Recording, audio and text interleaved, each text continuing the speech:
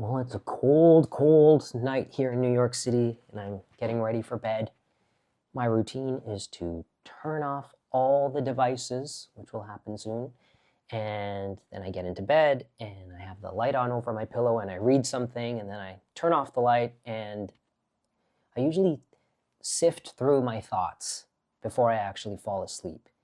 And lately, there has been a major thought moving around in there. And that thought is, I really, really would like to go back to school.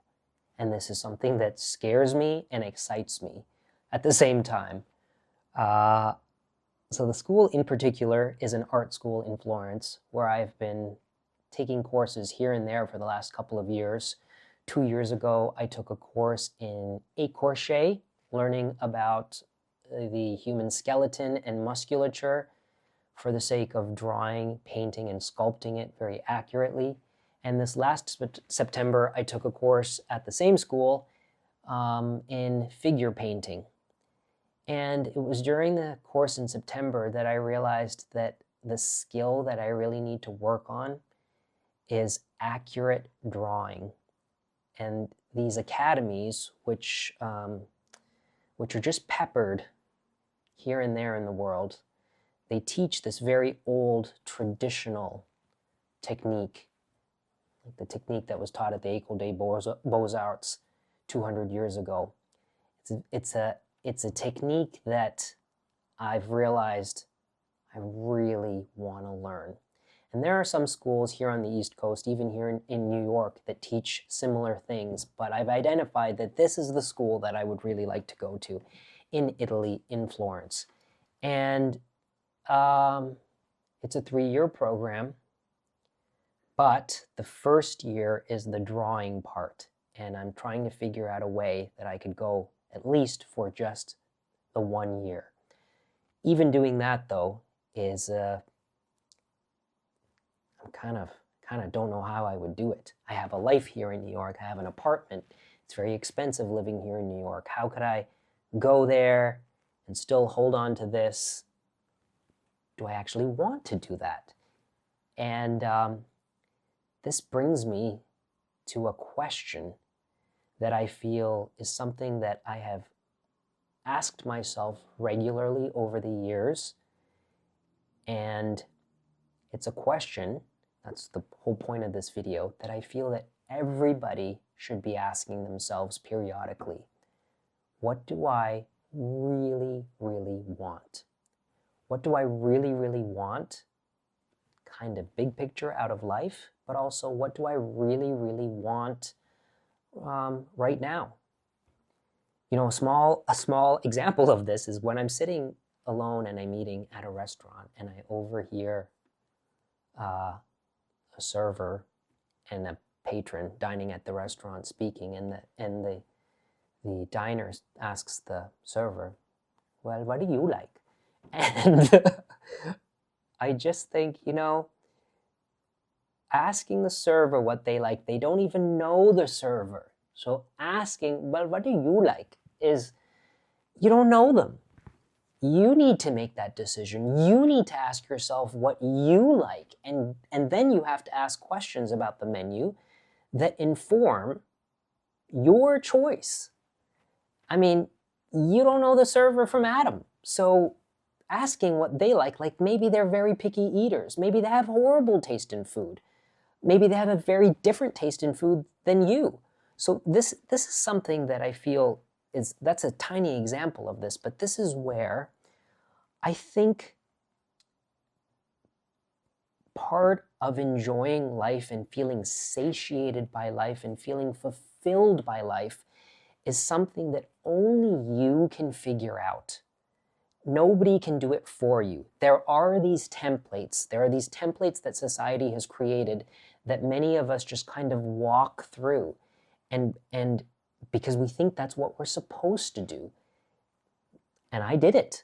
I went to elementary school, I went to high school, and at the end of high school, I started thinking, university, I don't really want to go to university. But I felt like, well, I didn't. I had no choice, is what I'm going to say. I had no choice because my mom said I had to go to university. looking back, I did have a choice. I could have fought her. I could have moved out. It would have been difficult. It would have been painful. It would have been awful. But at the end of the day, you do have a choice.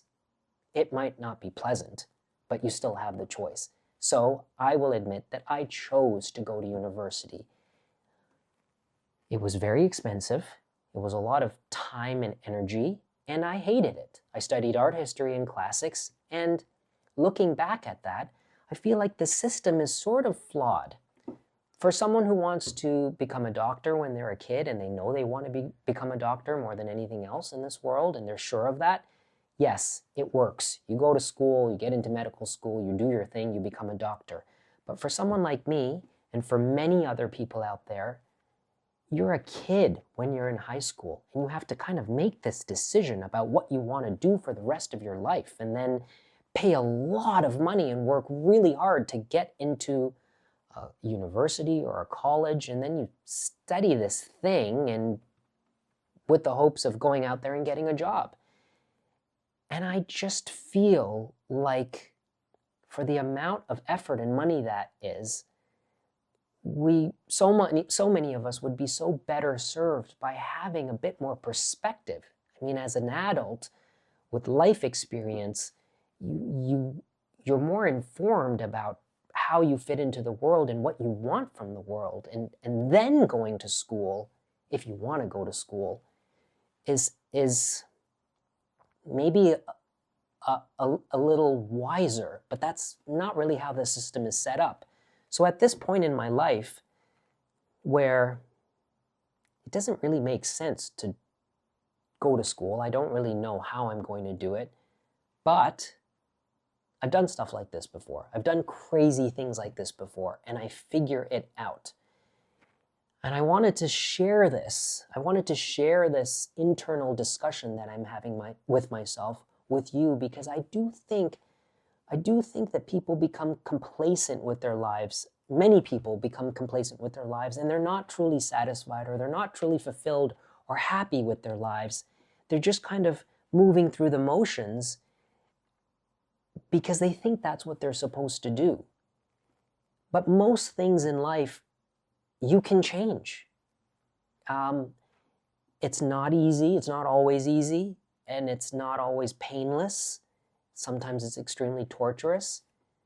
There's only one thing that I can think of that, morally speaking, you can't really change, and that's having children. And that is something that I think, if you're going to do that, you really have to know that that's what you want to do. I know that I never want kids. I never wanted kids, and I'm sure of that fact. So I have my life, and I have to say, I feel very fortunate that it's gone really, really well. But it's gone really, really well because I'm constantly asking myself, what do you want? And at this point in my life, I look at the past and I glance at the future. There was a time when I thought that maybe at some point in my life I would like to own a house in the country and make things in that house and furnish it and have chickens. And this whole school thing has made me really keep asking why. Well, why do you want to go to the school? Because they teach a technique that I've wanted to learn for a long time, and I didn't know about specific schools that taught this technique, drawing and painting like John Singer Sargent. Well, why do you want to learn that technique?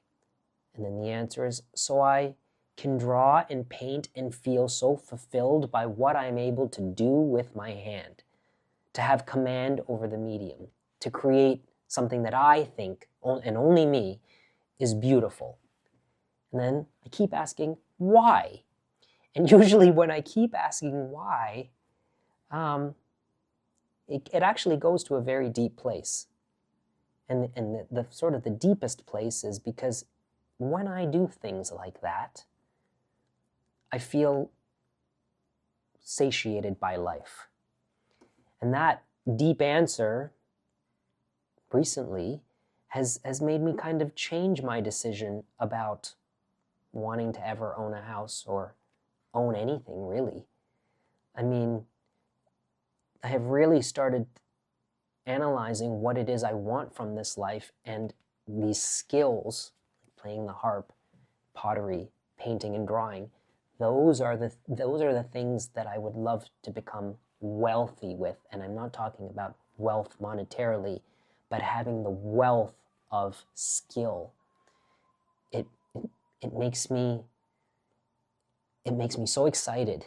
And I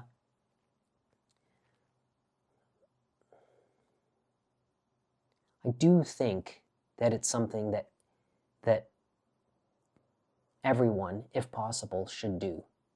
Constantly check in with themselves and ask themselves what they want. And the answer doesn't always come very quickly. I was sitting with a very close relative a few years ago, and she and I were talking, and she was saying how much she hated her job and how she'd like to find something else. And I said, if money wasn't an issue, what is it that you really want? What do you really want from life? And what is it that you would really want to do?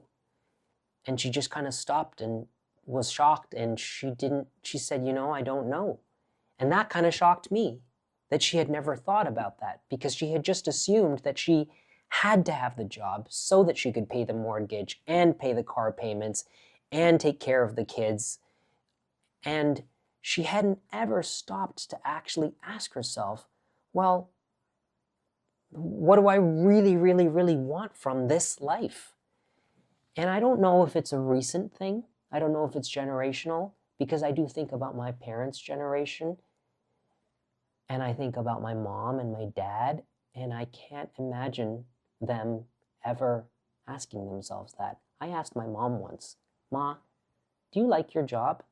And she said, what do you mean? And I said, do you like your job? Do you like going to work? And her face got all contorted, and she started getting kind of irritated with me, and she said, it's a job, and I'm grateful to have a job. What do you mean? So I just stopped. I backed off, because she didn't really understand what I was asking. Maybe it's cultural. I know that she came from a world where women really, when she was growing up, didn't work. I think she was very glad to have a job and to pay her own way and to get out of a horrible marriage by standing on her own 2 feet. She had kids. She had put a roof over our heads. She fed and clothed us. And that was a huge part of her self-worth. But did she really want that? And I know it's not really fair for me to project on her what she did or didn't want, but I do wonder, how many people ask themselves that. Is this what I really want out of life? And if it isn't, think about what you do want. And you don't have to have it in an entirety. If you're not satiated by life, but there's a little thing, like a little glimmer of something, like, I've always wanted to learn how to weave a basket. Find a course. I'm bringing up basket weaving because it's been popping up on Instagram, and that is something on my never-ending list of things I'd like to do, that I would like to do.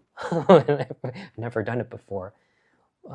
There's a basket weaver called Benjamin who teaches, he runs these like 2- and 4-day workshops, both in France and Germany. There's someone named Evan, I think his name is, in Staffordshire, that also occasionally runs courses, and their stuff is just gorgeous, spectacular. But it made me think, what a wonderful thing that these expert basket weavers are offering these courses. And how great is it that someone who might have dreamed of learning how to weave a basket can take a course like this. I mean, not everybody can take a course like this. It's expensive, but it's possible. And I don't know what's going to happen. I don't know what's going to happen to my life in a couple years, because I think I have to go to school. So Who knows? All this stuff. Maybe I'll just, give it all up and run away. As I said, I've done crazy things like that before. And sometimes those bizarre things that are kind of scary are the most liberating, because they show you how very little you really need materialistically to be happy. Some thoughts.